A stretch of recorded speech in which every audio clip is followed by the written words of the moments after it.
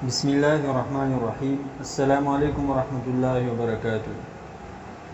امام غزالی رحمۃ اللہ علیہ فرماتے ہیں کہ بھوکے رہنے میں 10 فائدے حاصل ہوتے ہیں۔ نمبر 1، دل کی صفائی اس سے حاصل ہوتی ہے، طبیعت تیز ہوتی ہے، بصیرت بڑھ جاتی ہے،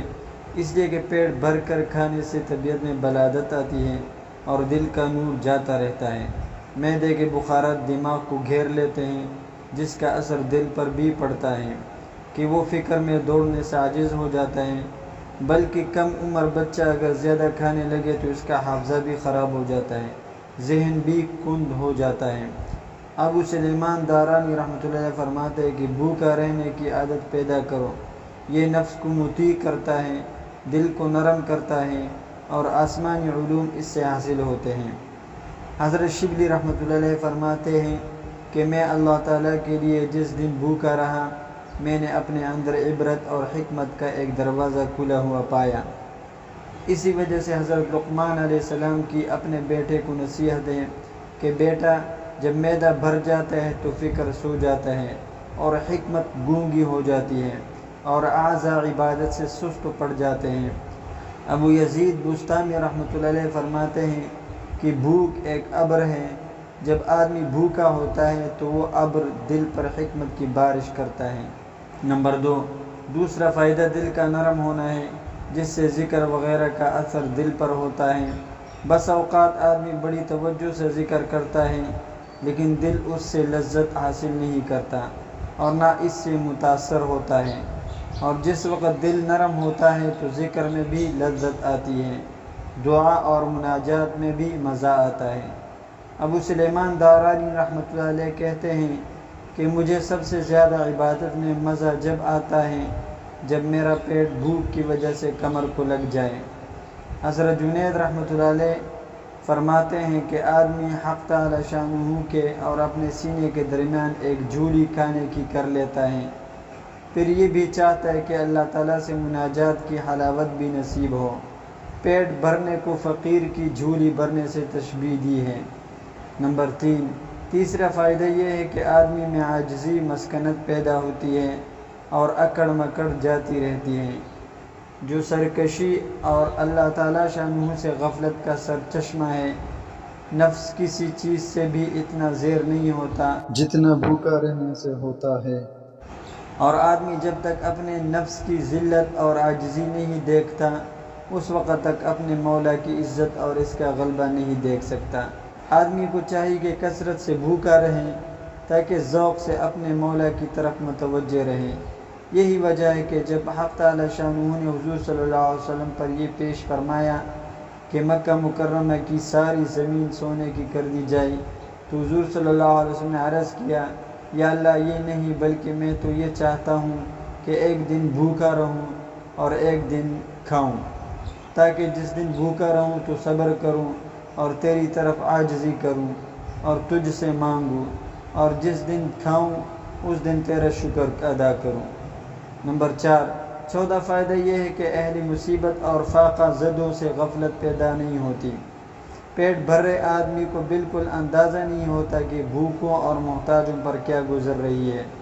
حضرت یوسف علیٰ نبینا و علیہ السلام سے کسی نے عرض کیا کہ زمین کے خزانے تو آپ کے قبضہ میں ہیں،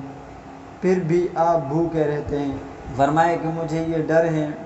کہ خود پیٹ بھر لینے سے کہیں بھوکوں کو نہ بھول جاؤں، اور بھوکے پیاسے رہنے سے قیامت کے دن کی بھوک اور پیاس کی یاد بھی تازہ ہوتی ہے۔ اللہ تعالی شانہ کے عذاب کا خوف بھی پیدا ہوتا ہے۔ یہ بھی یاد آ جاتا ہے کہ بھوک اور پیاس کی شدت میں جہنم میں کھانا کیا ملے گا۔ وہ جو حلق میں اٹک جائے اور پینے کو کیا ملے گا، جہنمیوں کے زخموں کا لہو اور پیپ۔ نمبر 5، پانچواں فائدہ جو اصل اور اہم ہے، گناہوں سے بچنا ہے، کہ پیٹ بھرنا ہی ساری شہوتوں کی جڑ ہے اور بھوکا رہنا ہر قسم کی شہوت کو توڑتا ہے، اور آدمی کے لیے بڑی سعادت یہ ہے کہ وہ اپنے نفس پر قابو رکھے، اور بڑی بدبختی یہ ہے کہ اس کا نفس اس پر قابو پا جائے۔ اور جیسا کہ سرکش گھوڑے کو بھوکا رکھ کر قابو میں رکھا جا سکتا ہے اور جب وہ خوب کھاتا پیتا رہتا ہے تو سرکش ہو جاتا ہے، اسی طرح نفس کا بھی حال ہے۔ ایک بزرگ سے کسی نے پوچھا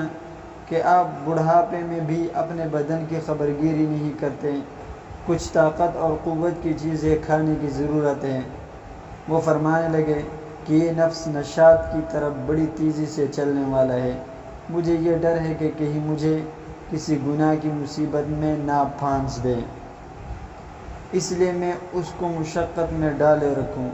یہ مجھے زیادہ محبوب ہے اس سے کہ وہ مجھے کسی گناہ کی ہلاکت میں ڈال دے۔